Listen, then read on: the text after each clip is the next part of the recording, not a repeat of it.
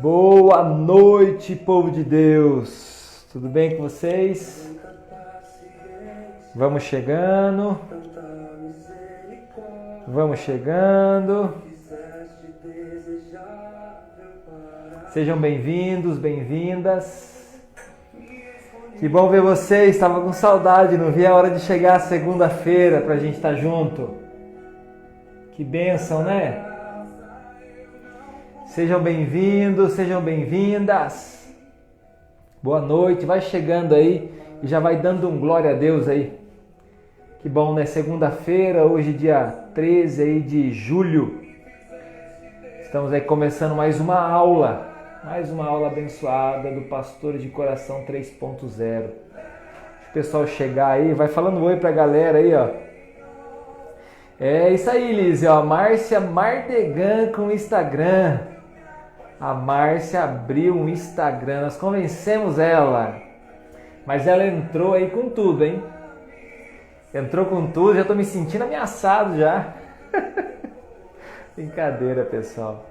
Márcia é uma bênção, ela tá decidida. Né? Eu já falei isso pra vocês, né? A gente conversou várias vezes. Eu acho que se a gente vai entrar nesse ambiente aqui, nós temos que entrar para servir vocês e ajudar vocês, né? Então a Márcia entrou realmente, realmente não pela questão social, mas para ajudar vocês. Eu sempre digo sobre ela, né? Ela é uma pessoa muito dedicada, muito sábia, tem muito conhecimento, né? E a gente sempre conversou sobre isso. Eu disse para ela, amor, você tem muito conhecimento, mas você usa muito pouco seu conhecimento.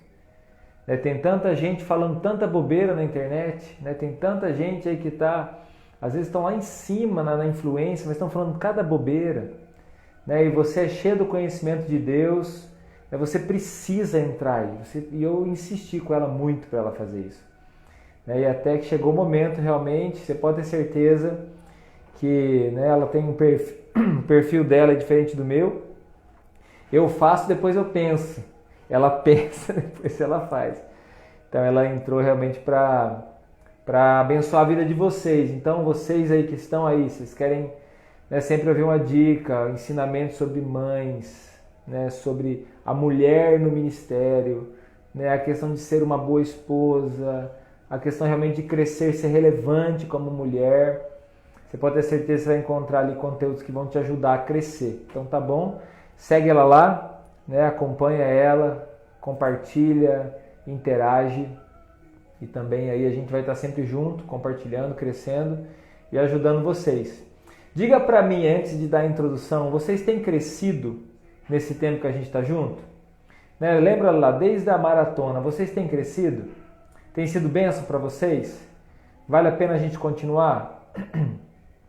Então a gente faz parte de um projeto toda segunda-feira. Já vou chamar, né, o convidado dessa noite, que é o Bispo Mano. Até vou ver se ele já entrou aqui. Daqui a pouco eu já vou chamá-lo. Acredito que já deve estar chegando ou já chegou. Vamos ver se ele está por aqui. Mas antes eu só quero introduzir, né, vocês aí sobre o assunto. Deixa eu até dar um toquezinho aqui nele. Aí ele entrou. Pessoal, então esse projeto na segunda-feira é assim, ó. Toda segunda, às 9h59, nós estamos aqui ao vivo, dando uma aula para vocês. O objetivo não é encher linguiça, é dar uma aula, é ministrar a vida de vocês, é estar junto com vocês. Então lembra que a gente fez a maratona? Foi focado na família, né? Foi bênção para vocês? Coloquem nos comentários para nós, compartilhem aí com a gente. Outra coisa, quando a gente continuou esse projeto, o projeto então está baseado naquilo que a gente tem vivido. Você conhece esse livro meu, Pastores de Coração? Na verdade, o Pastores de Coração, ele tem um curso, ele tem, né, vários materiais que a gente já foi produzindo junto, anexado a ele. Então a gente está dando uma cara de uma grande comunidade que a gente está criando com essa mentalidade, baseada em 3 pilares: identidade, quem sou eu, propósito, para que eu existo, e família, a base de tudo. Então todas as nossas aulas, eu até vou mudar o nosso grupo no Instagram lá, o nome, o nosso nome do grupo VIP no WhatsApp. A gente tem 3 grupos VIP, 4 grupos VIPs lá. Eu vou mudar o nome para Pastores de Coração 3.0. 3.0 porque são 3 pilares: identidade, propósito e família. Então a nossa proposta é toda segunda-feira, às 9h59, nós estarmos aqui com vocês ensinando dentro dessas 3 áreas: identidade, propósito, família. E eu gostaria mesmo que vocês interagissem comigo, que vocês correspondessem lá no grupo VIP. Pode me mandar mensagem aqui no Instagram também, eu respondo, para a gente poder saber realmente as necessidades que vocês têm enfrentado, as dificuldades para continuar crescendo em Deus, tá bom? Então eu vou chamar aqui o Bispo Mano para estar com a gente. E enquanto eu estou chamando ele, eu quero fazer um pedido para você. Você ir lá no aviãozinho e você convidar 3, 4, 10 pessoas para estar com a gente. Se quiser sair um pouquinho, vai lá no seu WhatsApp, estenda o convite para mais pessoas para estar com a gente. Hoje nós vamos falar sobre vida de oração. Estou fazendo o convite aqui para o Bispo Mano. Toma uma coquinha aí, ó. Oh, glória a Deus, que benção. Ô, Bispo Mano. Fala, Fernando, tudo jóia, amigo? Tudo bem com o senhor? Graças a Deus, cara. Tava difícil de conseguir entrar aqui, eu achei que ia te dar o cano, parceiro. Internet aqui de vez em quando dá esses rolos aí. Dá uma travada, né? É. Que benção, Bispo. Eu não consegui Glória a Deus. entrar. Mas deu certo. Viu? E aquelas bro, aqueles cafés já acabou ou tá aí na frente ainda? Não, tá tudo aqui, cara. Tudo aqui. Deixa eu ver. Eu voltei aqui pro lugar do café, ó. Bolo de chocolate. Mas olha aí, ó. Pão caseiro que as meninas fizeram. Né? Aqui o que não falta. Ô, Bispo, todo dia tem live? Todo dia o senhor faz live? Eu fiz durante todo dia? período. Eu fiz durante um período inicial de pandemia para trazer uma palavra pastoral para os pastores e pastoras, acalmar. Daí depois veio o desejo de... Eu tenho falado isso, eu tenho uma experiência, você sabe disso, né? Eu tenho uma experiência de sucesso, mas como pastor de uma igreja presencial. Eu nunca fui pastor nesse ambiente online, nesse ambiente tecnológico. Então hoje a gente vem tocando um projeto de desenvolvimento de uma plataforma como se fosse uma igreja online, né? E daí a gente voltou a fazer todo dia para apresentar a equipe. Então hoje foi o último dia, a gente vai encerrar esse período diário amanhã. Amanhã vai fazer uma live de oração, palavra profética, palavra de conhecimento, que tem a ver com a palavra que Deus deu para a gente, para essa plataforma, né? Uma plataforma de evangelismo e discipulado, mas através desse viés sobrenatural. As pessoas entram.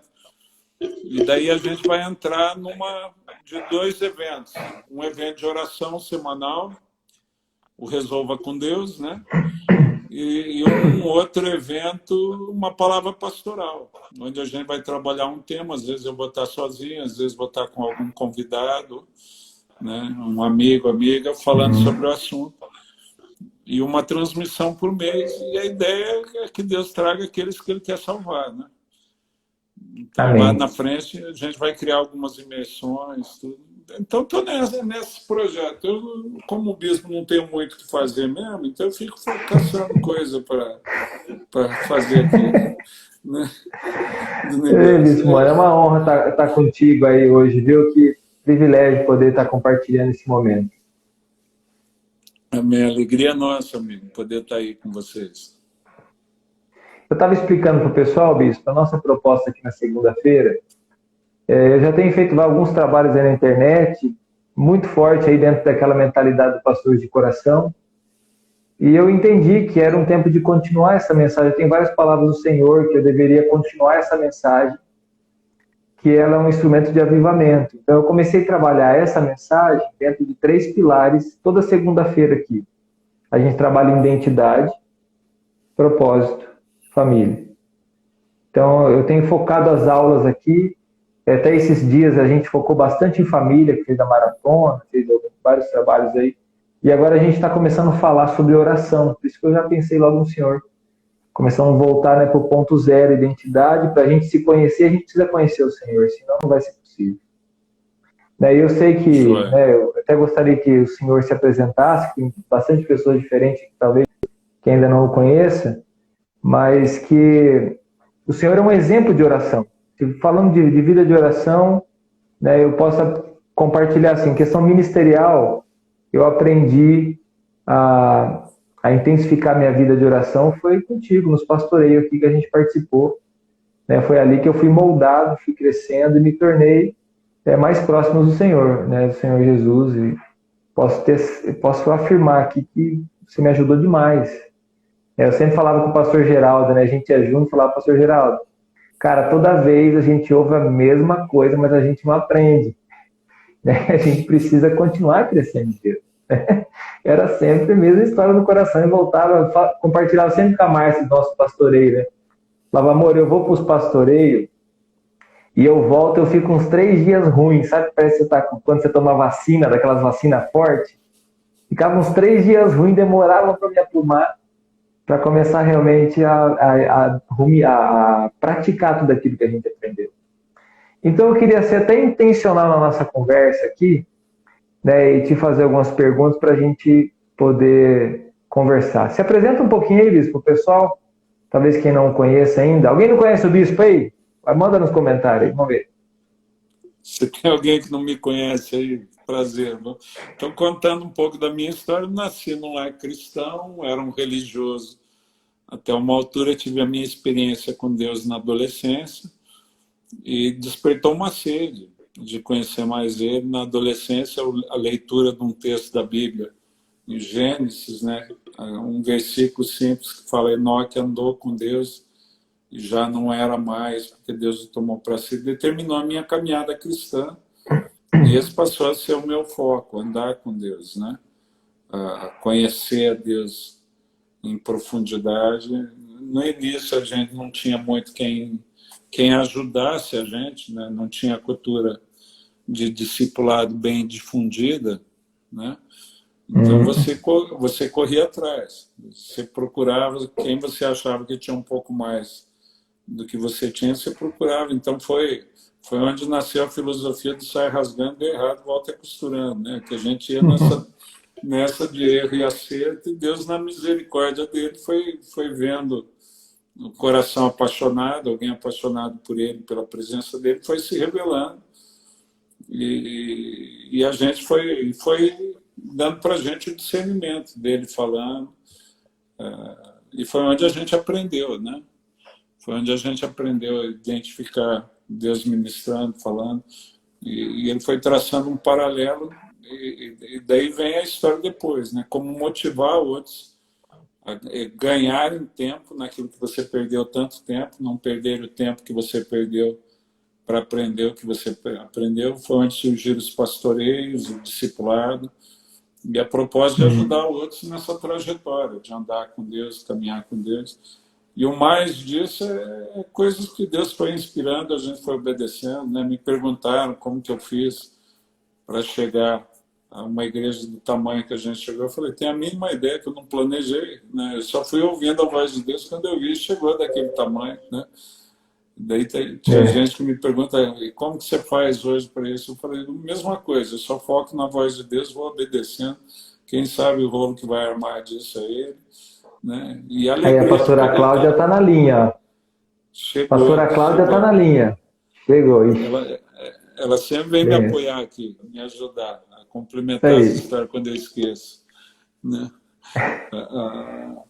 E o resto são coisas que a gente vai vivendo, experiências que a gente vai olhando, né?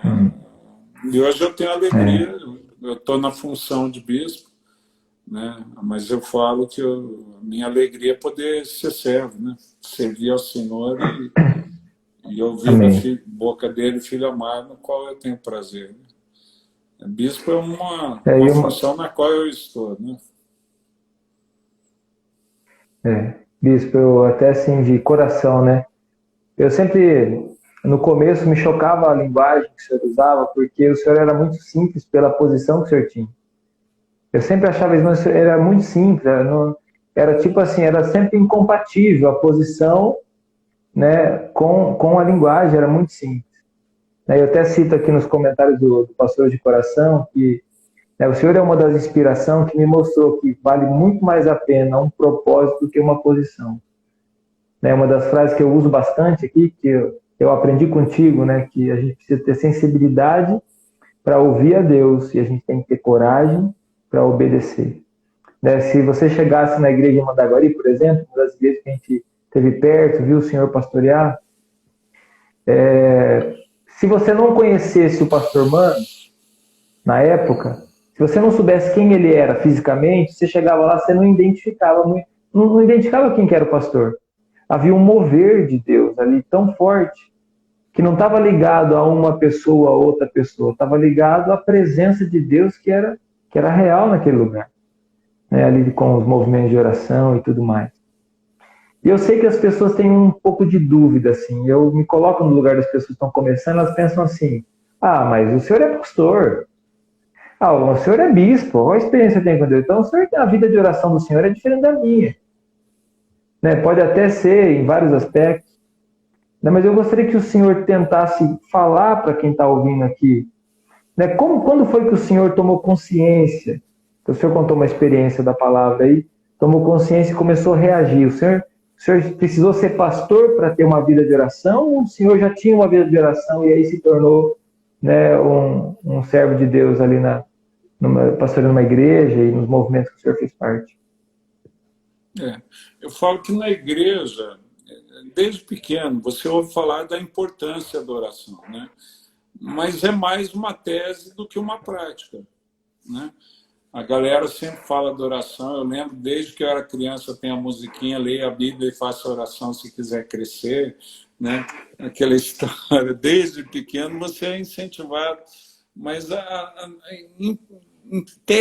na prática mesmo, você não imagina a influência, né? A gente tem frases que diz que Deus não faz nada, a frase Wesley, famosa, Deus não faz nada nessa terra a não ser em resposta à oração, né?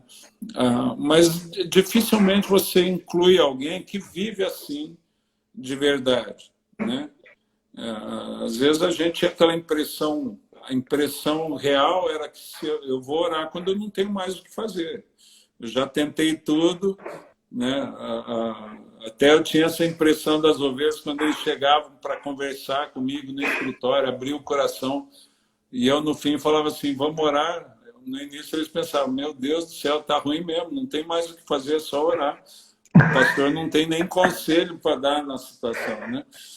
Porque apesar da gente valorizar a oração, na prática a gente colocava ele como último recurso, né? E eu fui descobrindo um processo diferente na minha vida, né? Eu comecei a identificar que os recursos que eu tinha não me dariam na vida cristã aquilo que eu gostaria, né? Que na vida cristã o que eu queria viver era muito além do meu talento, era muito além da possibilidade. Então eu precisava aprender a depender de Deus, né? Eu falo que as experiências de insucesso, né, me ajudaram a perceber a minha dependência. E eu fui para a oração mais por necessidade, mas sempre aquele negócio, investe um tempo. Eu era o cara no início dos ralis de oração, né? Nós vamos fazer a jornada de 12 dias por 12 meses de bênção, coisa assim que eu vejo todo ano pinta isso, principalmente no início do ano, né? Então eu era desse jeito, vamos ficar aqui até ter a resposta, tem a resposta, você volta para a correria louca e despreza esse tempo com Deus, né? Então durante um tempo foi assim. E eu tinha um negócio, eu sempre tive um desejo por mais da presença de Deus. Por mais, eu não conseguia identificar isso com clareza, né, Fernando?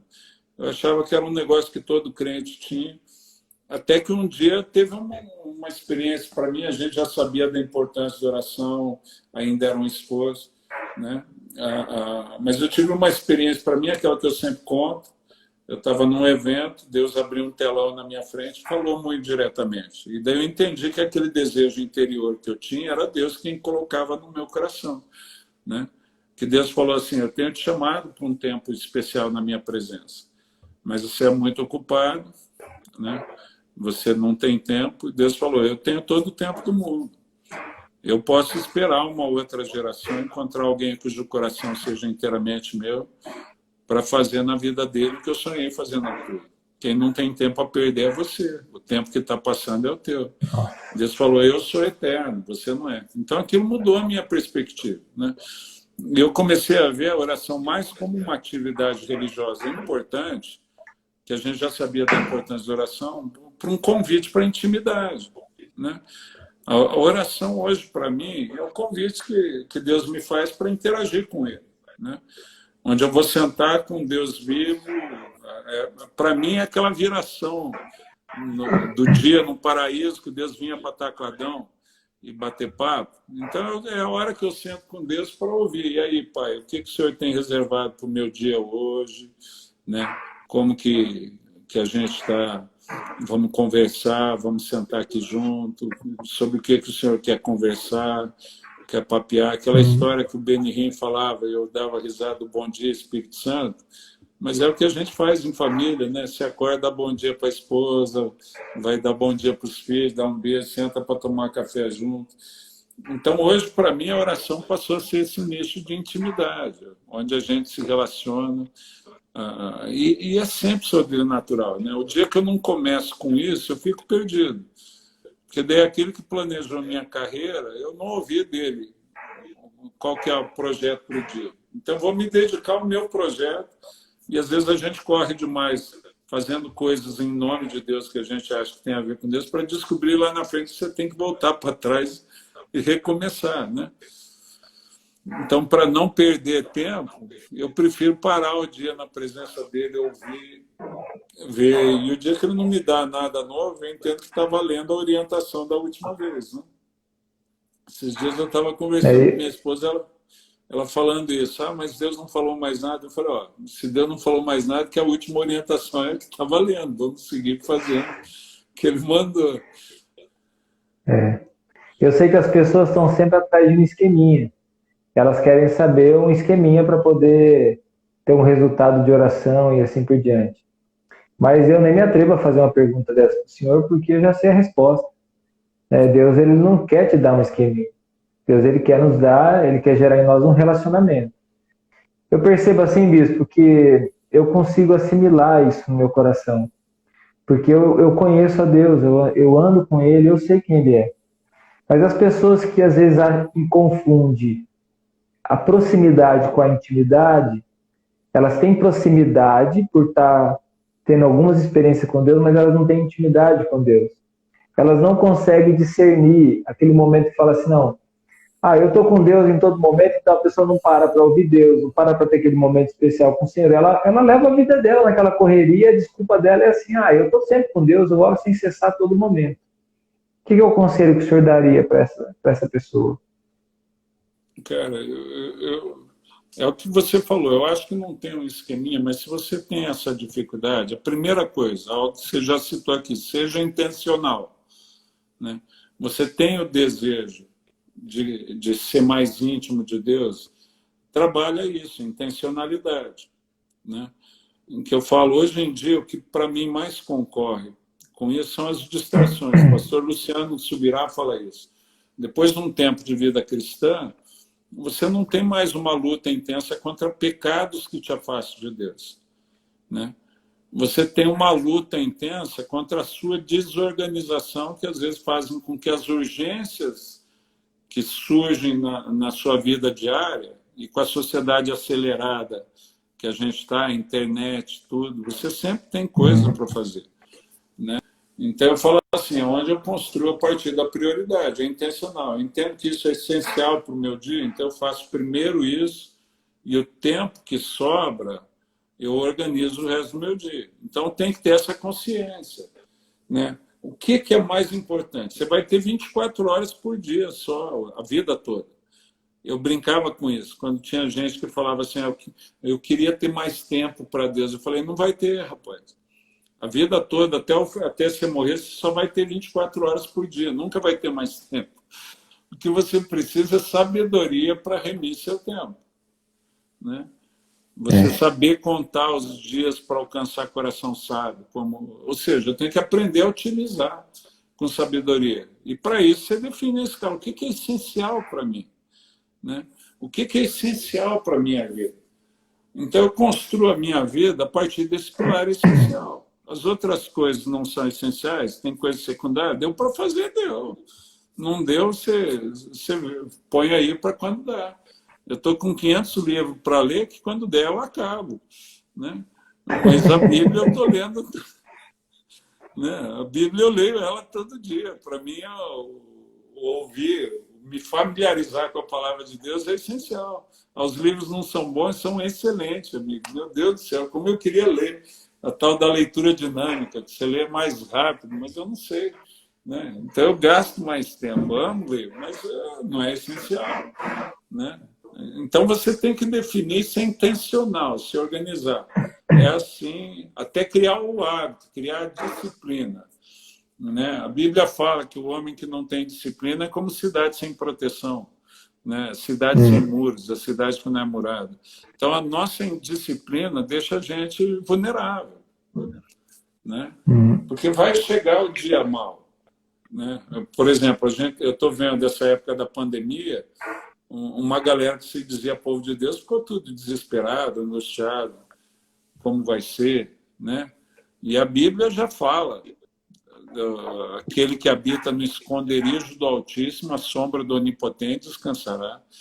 E a gente podia estar nesse nicho de segurança há muito tempo, mas desprezou, né? Na nossa correria. Daí vem a pandemia e leva a gente para o isolamento, Deus falando, vou te dar mais uma chance, maluco. Né? E a gente está em isolamento, gastando tempo com um monte de coisa. Tem gente que até não atualizou a vida com Deus, mas atualizou as séries da Netflix, vagabundo. Né? Então, tem gente que continua utilizando mal o tempo até nessa época. Né? Vai fazer o quê? Já zerou tudo a série, já tá nervoso com a Netflix que não tem série nova. Tá demorando para lançar a nova temporada do negócio. Tem cara que é campeão. O senhor diz até uma frase no teu livro, que eu anotei aqui, né? Livro Resolva com Deus, que você diz assim, ó, procrastinar é dar lugar para o diabo. Você afirma essa frase, né? É dentro daquilo que você está falando aí. Exatamente. Tem um texto em Apocalipse, quando fala que o diabo foi jogado à terra com grande ira, sabendo que pouco tempo lhe resta. Né? E durante muito tempo eu li esse texto, entendendo que o tempo que restava para o diabo agir era a vinda de Cristo, a segunda vinda de Cristo. Então, como o diabo sabe, mas isso já faz 2000 anos. No meu conceito, 2000 anos é tempo pra caramba. Né? Quando a Bíblia fala que pouco tempo resta ao diabo, eu passei a entender diferente a partir daquele texto que fala que as portas do inferno não prevalecem contra a igreja do Senhor, ou aquele texto que fala que ele nos deu autoridade sobre todo o poder do inimigo. Né? Ou como Jesus a gente veio para desfazer as obras do diabo. Então mudou o meu conceito. Né? Então, para mim, o tempo que resta ao diabo é o tempo que a igreja leva para se tocar e agir. Né? Enquanto você não se toca, toda a autoridade foi dada a Cristo. Nós, a igreja, representamos Cristo nessa terra até que ele volte para reivindicar o senhorio dele. Né? Então, a autoridade é dada à igreja. O diabo posa de valente sobre as nossas cidades, porque nós que representamos aquele que tem toda a autoridade, nós ficamos inertes. Né? Nós ficamos procrastinando fazer as obras que ele já nos mandou fazer. A procrastinação. Né? Procrastinamos ir para o lugar da intimidade, então temos uma ideia fraca da autoridade que nós possuímos. Né? Eu falo que tem gente que só descobre a autoridade que tem quando pinta um possesso na jogada. Né? Possesso manja mais que ele, cara. Né? Eu já vi cara que morre de medo. Não sei se eu vou conseguir. De repente o possesso fala, eu só não toco em você, porque ele não deixa. O cara descobre que tem alguém que guarda ele. Né? Pela boca do possesso. Está lá na Bíblia, mas na Bíblia ele não acreditou. Quando o possesso fala, ele acredita. Né? Pois é. Então eu falo assim, a igreja vai procrastinando viver a palavra, acreditar a palavra, e daí é o tempo que o diabo tem para agir, esse tempo de confusão da igreja. Né? É a vantagem que a gente dá para o diabo nesse sentido. Se a igreja se levanta, e a gente vê isso claramente em épocas de avivamento, né? Eu brinco com isso ali em Mandaguari, que você citou, né? Algumas percepções que a gente teve foi obedecendo, fazendo. Acabou com o carnaval na cidade, cara, né? Esses dias eu estava ouvindo o cara falando que até hoje não existe mais carnaval. Os mais antigos ali daquela região sabem disso. O carnaval de Mandaguari era conhecido na região, né? Esses tempos atrás eu estava conversando com a galera na faixa de 50 e tantos anos, 60, eles falavam que eles saíam de Maringá, iam para Mandaguari porque as melhores gris de carnaval estavam lá, né? Então a galera vinha de lá e de repente hoje é uma cidade que acabou tudo, né? E eu brincava com a pessoa, eu falei, a hora que a gente acabar com o carnaval está confirmado, e acabou, né? Se converteu, o cara que era responsável pelo carnaval público se converteu, e o cara que animava os blocos de rua, o carnaval de rua, se converteu. E eu falo, cara, os caras serviam tão bem o inferno, que quando eles se converteram, o diabo não arrumou substituto para ficar na função. Não tinha ninguém à altura. Não tinha ninguém à altura. Ele conseguiu não dar seguimento para o negócio, né?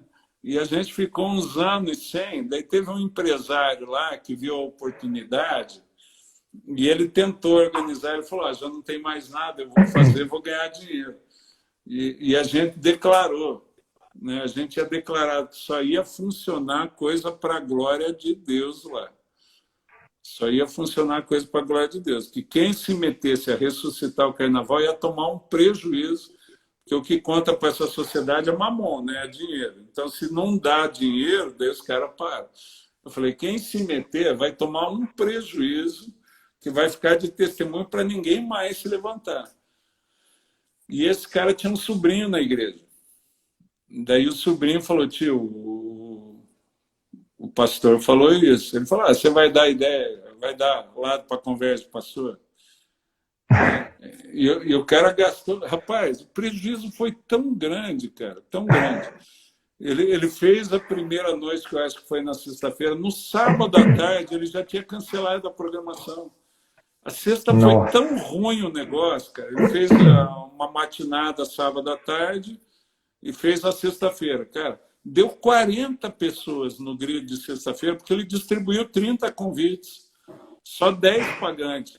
No sábado à tarde. Parentes, os parentes foi para ajudar. No sábado à tarde foi pior. Daí ele cancelou. Ele comentando em família no sábado à noite, já não tinha mais nada sábado à noite. Ele comentando em família, o sobrinho dele, crente, estava lá. Ele falou, tio, eu disse. O pastor falou que ia ser desse jeito. Daí o cara falou assim, como que eu faço? Ele falou, até onde eu sei, você tem que confessar o pecado, se arrepender para ver se Deus... Então vai lá na igreja e pede perdão para o pastor. Quando eu vejo, cara, o domingo de carnaval, eu sabia que esse cara estava fazendo isso, está o cara no culto do domingo à noite. Ele e a esposa lá no culto do domingo à noite, eu fiquei sem entender nada. Acabou a pregação, a galera indo embora, a hora que ele percebeu que estava meio vazio perto de mim, chegou ele e a esposa, ele falou assim, pastor, o senhor me perdoa? Eu falei, não sei do que, mas está perdoado, amigo, tá perdoado. Ele falou, tá bom, estou perdoado, tá. Na hora que ele saiu, que daí o sobrinho veio conversar comigo e me contar a história. Não, eu disse para o meu tio, né, que ia ser assim, ele insistiu, tomou-lhe um prejuízo, daí ele veio aqui, ele pediu perdão para o senhor, que ele quer recuperar o prejuízo que ele tomou. Mas daí o menino de Mandaguari estava falando que até hoje mais ninguém se meteu a mexer com a coisa, né? Então veja assim, são marcos, é um esquema que a gente montou para acabar, não tem. Mas para mim são situações de quando o avivamento vem, né? A presença de Deus se instala. É o que você fala, não tem explicação. Deus faz acontecer. Os relatos que a gente vê do que Wesley fez na Inglaterra na época dele, de Charles Finney, né? As pessoas que se sentiam tocadas, Charles Finney na fábrica, passando por uma cidade, as pessoas no bar caíam de joelho pedindo perdão, né? A presença de Deus faz acontecer. Então, eu falo assim, quando você vive na presença de Deus, a presença de Deus faz acontecer, né? E você vive na presença... Desculpa, pode continuar. Não, pode falar. Eu ia falar, e você vivendo na presença de Deus, você ouve com clareza porque todo planejamento que a gente faz fica aquém daquilo que Deus planejou, né, Fernando? A Bíblia é clara quando fala que os pensamentos deles são mais altos do que os nossos, né? Então, o planejamento que iguala o sonho de Deus para você, para o seu ministério, é aquele que é feito ouvindo Deus, né?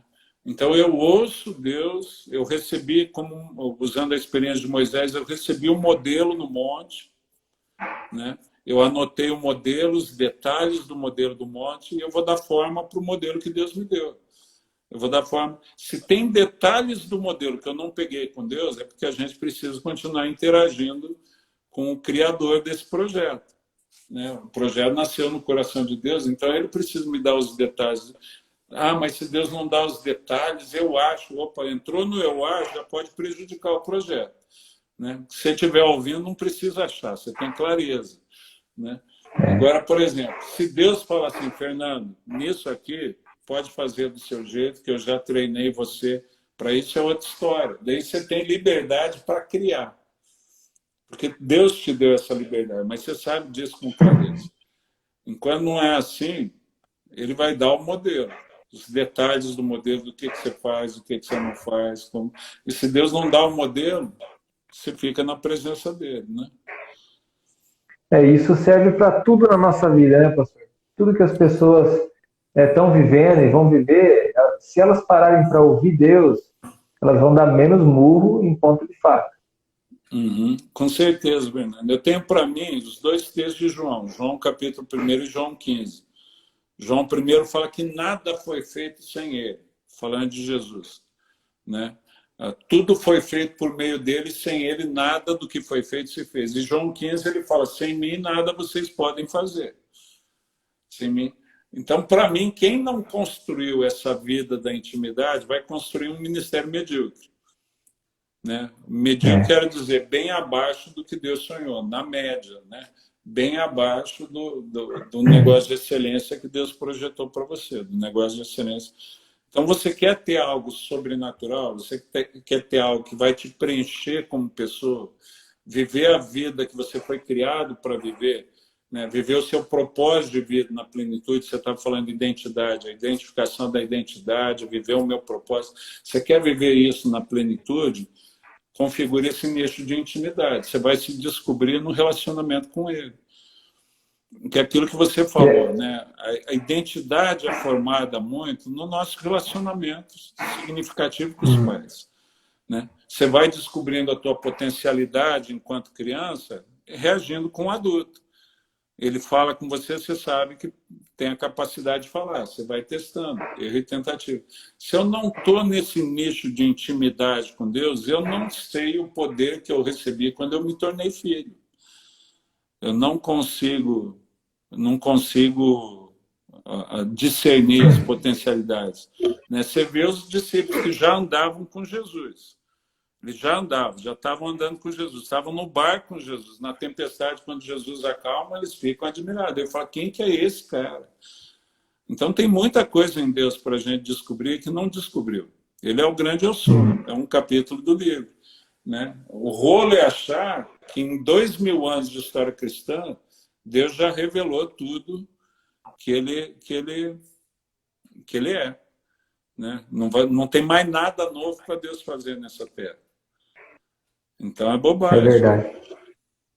Eu estava escutando o senhor falar aí, né? E a gente, às vezes, eu tenho ensinado isso para as pessoas, às vezes a gente recebe uma palavra de Deus no secreto, uma palavra profética que o Senhor nos dá, e a gente sempre espera que a palavra ou a direção de Deus venha com uma coisa favorável, com aquilo que talvez tenha a ver com a circunstância. E, normalmente, ela não vem desse jeito, ela vem, às vezes, na contramão. para Noé, por exemplo, constrói a arca, mas ele estava ali na contramão, totalmente na contramão. Elias, né, agora vai parar de chover, mas meu Deus do céu, parou de chover, daqui a pouco vai voltar a chover. Então hoje, para esse momento também que a gente está vivendo, eu acredito que nesse tempo que a gente vai para o secreto, Deus vai nos falar algumas coisas que não tem nada a ver com aquilo que a gente está vendo, mas é com aquilo que a gente precisa crer.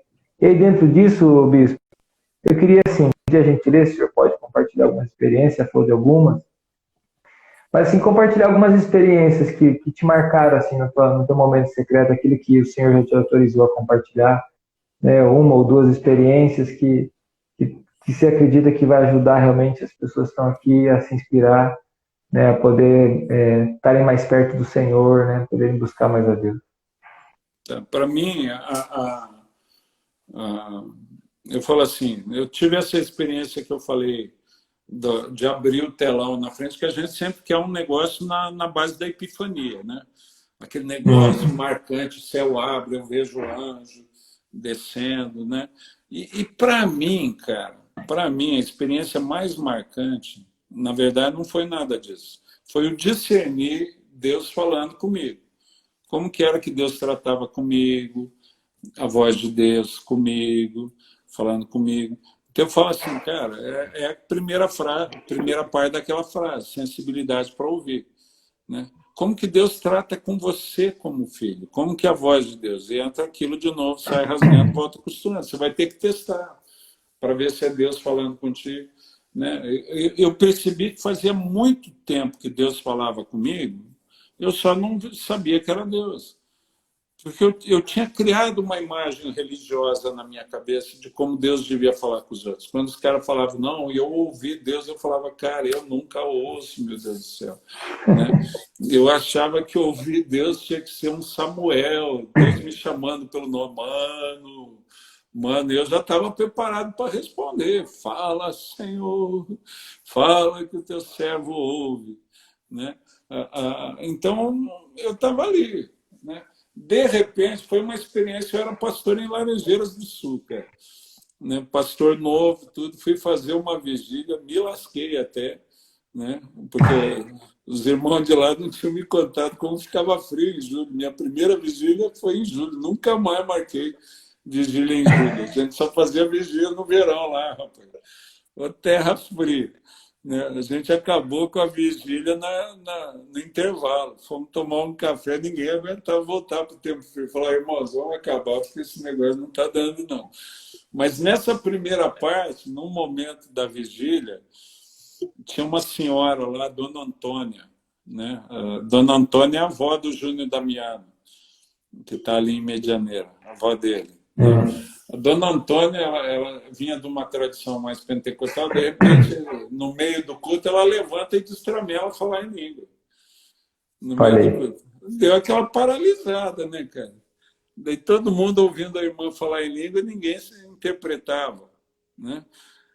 Daí eu falei, Deus, o senhor está trazendo um recado para a igreja, alguém tem que estar entendendo o que a Dona Antônia está falando. Porque do jeito que está, ficou... Quem que está entendendo que a Dona Antônia está falando? Eu conversando com Deus, comigo mesmo, que ela levantou e deu uma paralisada ali. Né? E na minha cabeça, na hora, veio o nome da Cláudia. Veio essa frase, é a Cláudia, como se Deus estivesse me respondendo. Eu achava que era a minha consciência. E eu falei, cara, eu estou ficando muito louco mesmo, eu estou querendo que os dons sejam tudo com a minha família. Né?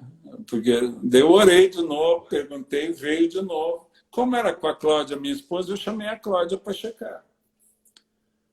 Eu falei, Cláudia, você está entendendo o que a Dona Antônia está falando? Ela tomou um susto.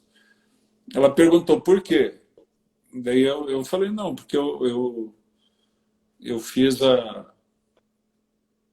a pergunta para Deus, quem está entendendo, ele falou, você, então eu quero saber se é coisa da minha cabeça ou você está entendendo mesmo. Ela estava entendendo, só que ela achava que era coisa da cabeça dela. Ali a Cláudia descobriu que tinha interpretação de línguas e eu descobri como Deus falava comigo.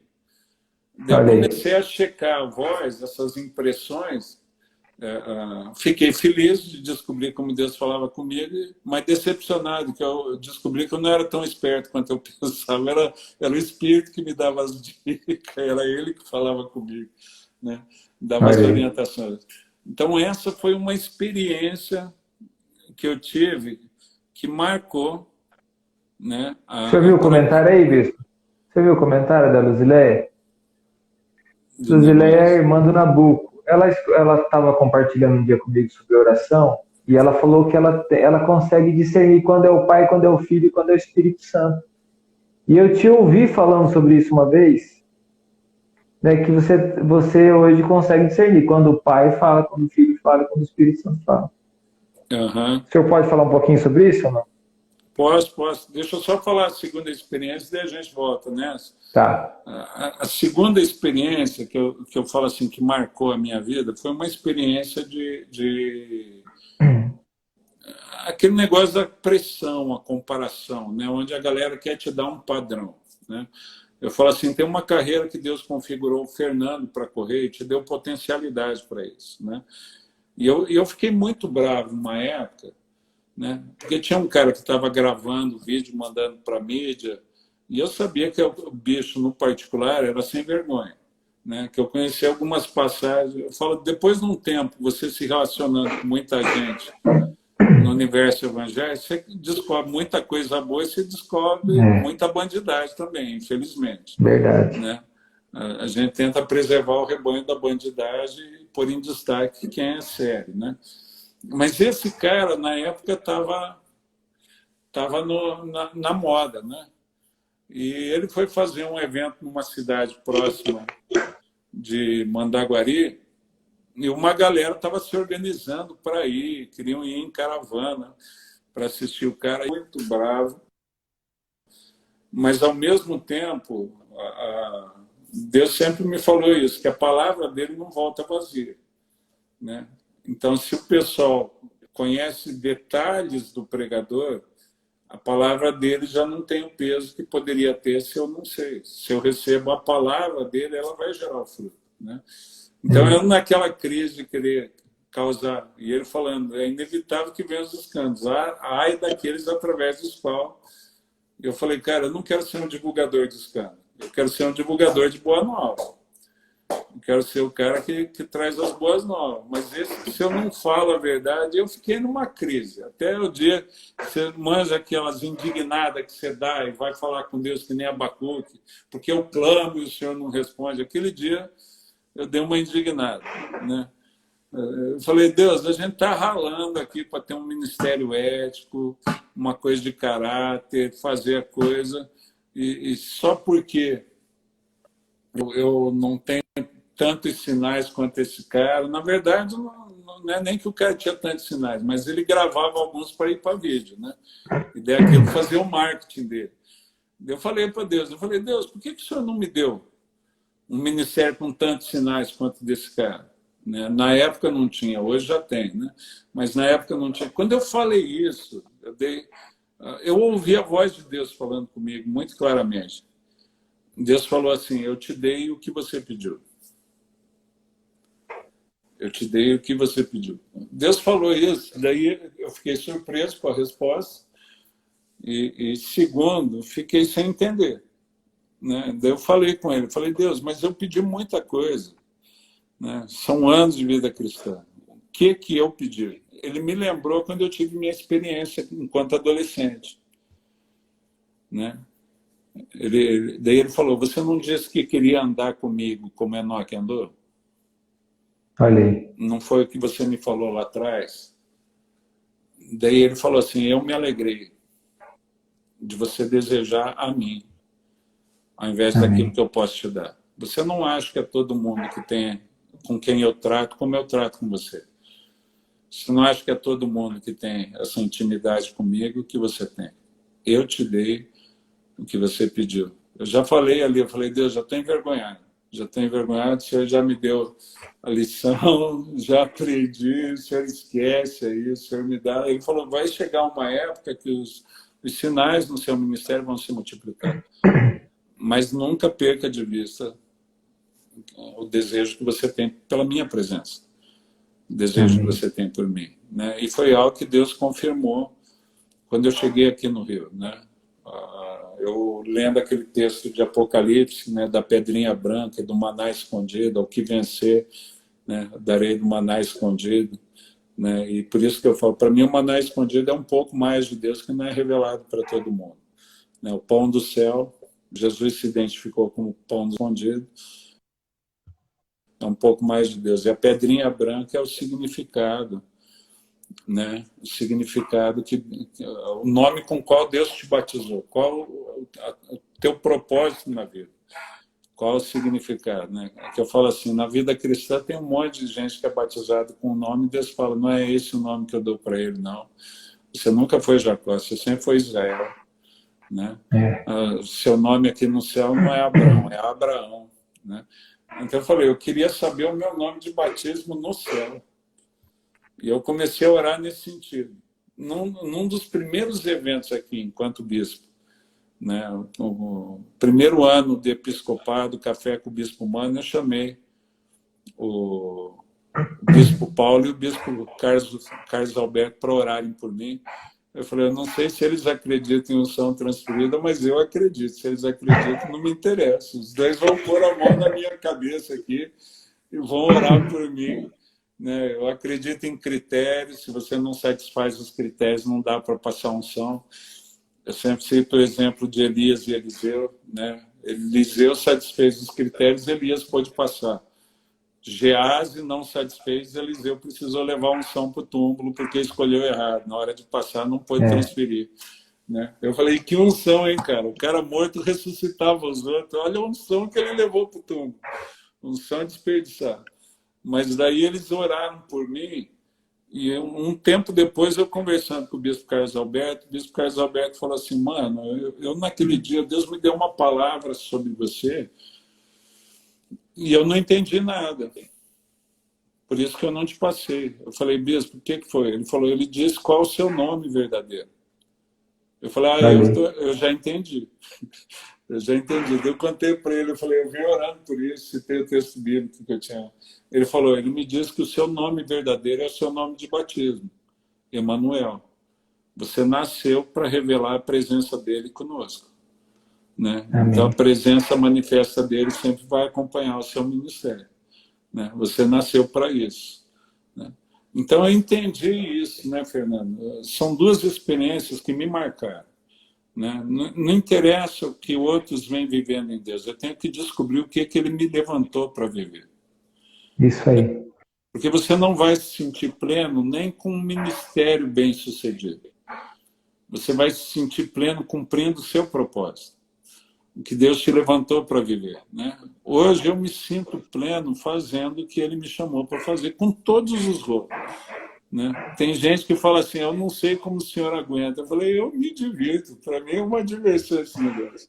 O que eu não aguentaria é uma vida bem sucedida e tranquila, longe da presença dele. Isso eu não aguentaria, não. Mas eu vivendo, cumprindo o propósito que ele me chamou, né? O caldo pode, você sabe disso, o caldo pode ferver ao redor, eu me divirto. Né? A gente tá verdade. Negócio, né? Verdade mesmo. Ô, Bispão, nós estamos no final, na finaleira, ainda temos 7 minutos. Eu deixei uma última, não uma pergunta, um comentário para a gente deixar isso a melhor parte para o final. Eu sei que o senhor tem um ministério apostólico. O ministério apostólico, uma das coisas que ele gera na vida das pessoas é a direção. Diante desse momento, hoje, não só por causa da pandemia, mas o tempo que nós estamos vivendo hoje, eu sei que o senhor ministrou bastante esses dias, eu acompanhei sobre os tempos proféticos e tudo mais. Até estão me pedindo para chamar o senhor para segunda-feira que vem. Eu falei, ô galera, calma aí, vamos ver se dá certo, né? Quem sabe, vamos intercedendo. Se der tudo certo, aí semana que vem ou alguma outra segunda-feira, com certeza o bispo vai estar. Mas eu queria que o senhor desse uma palavra daquilo que Deus tem preparado o seu coração dentro desse ministério apostólico para a igreja. Uma palavra de direcionamento para a igreja nesse tempo. Tá.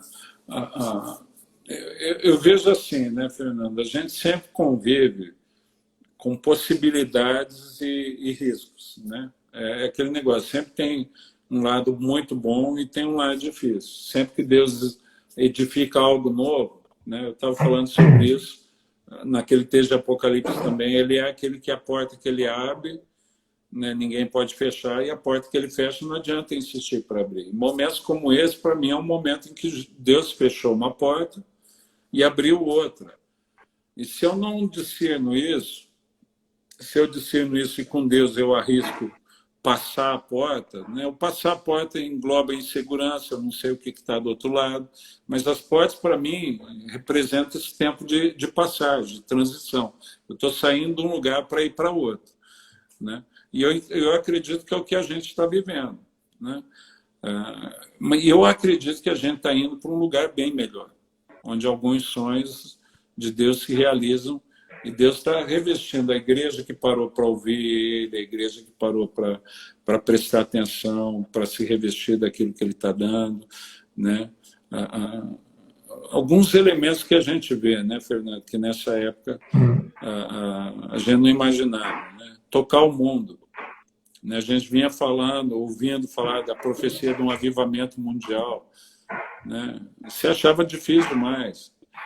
No começo da pandemia, o primeiro mês, né, quando o isolamento veio, surgiu o corona, eu tinha uma estatística que falava que 2/3 da população mundial tem acesso à internet, né? Isso nos 7 bilhões e meio daria uns 5 bilhões e pouco de pessoas com acesso à internet. Eu peguei uma estatística que diz que a procura de conteúdo religioso na internet no começo foi em torno de 4 bilhões e 500 milhões, 4 bilhões e 700 milhões.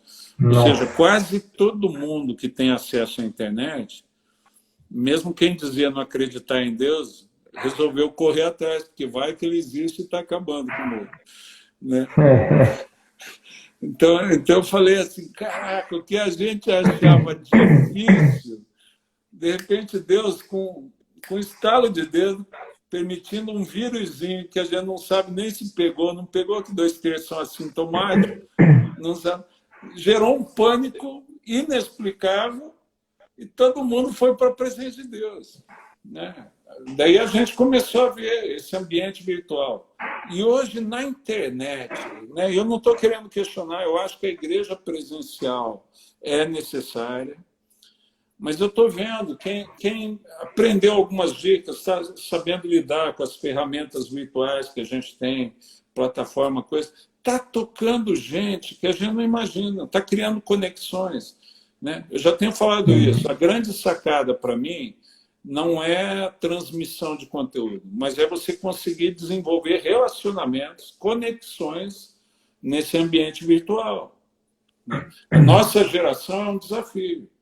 Mas a geração mais nova lida com isso com facilidade. Então, é onde eu comecei a flertar, é onde eu comecei a desenvolver um projeto, né, com essa live diária. Fernando, para você ter ideia, trabalho de 15 dias. 15 dias. A gente está tendo uma média de 400 e poucos visualizações na plataforma nova e já criou uma congregação, ou seja, um número de seguidores de 355 pessoas. Ou seja, em 15 dias eu configurei uma igreja com 355 e 400 visualizações. Já tem 50 visitantes por live. Cara, eu fui jogando, eu falei, quem tiver interesse em discipulado, eu vou mentorear vocês.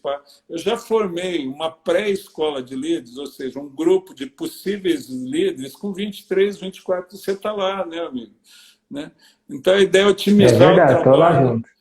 Se eu multiplico através desses 24, vocês tocam mais 20, né? A gente faz trabalho, 3 meses, vocês tocam mais 20. São já 400 a 500 líderes. Então eu falo assim, cara, a coisa acontece muito rápido, né? Mas como que o senhor vai chegar no não crente? Eu não tenho a mínima ideia, mas eu tenho Apocalipse, Atos 2, que diz que Deus ia acrescentando aqueles que ele queria salvar. Amém, glória a Deus. Então eu estou me oferecendo como opção para Deus. E o que a gente vem vendo, né? Eu estava vendo, Fernando. Ô, só um minutinho. Vamos fazer o seguinte, ó. Tem 20 segundos, eu vou derrubar a live e a gente só termina essa parte aí que vai ficar pendente. Posso chamar novamente? Tá joia, amigo. Desculpa. Então, ó, tô derrubando a live. Não, galera, tô derrubando, vocês ficam aí e vamos ouvir esse finalzinho. Espera lá.